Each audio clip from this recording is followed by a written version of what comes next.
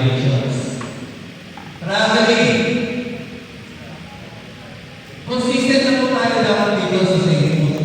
Alam naman natin yan. Dapat yung kaliwa. Five food. Just off. Kailangan. Ang sundan lagi niya ano. Right foot. Or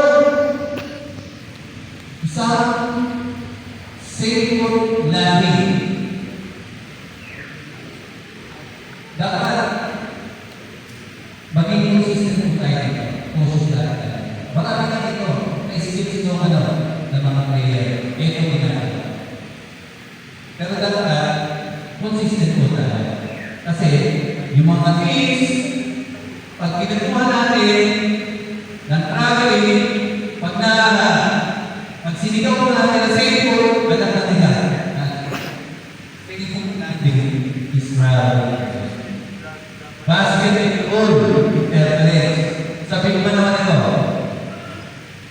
Upward, good. Hit, tatak, good. Downward, nagkakaroon na violation. Upward, good. Pero kapag nandiyan na, pwede pa. Pag tumama ng ring, tumama sa ring, tumakas, good. Diba? Kasi upward lang na natin. Pag pababa na yan, chance to shoot, violation na tayo. Madalas sa kanila sa tingnan ng kumira, tinatanong. Pag may effort, saka yung mga bigman. Ito lang naman ito. Ball marker backward. Wala ka rin ang bola. Okay.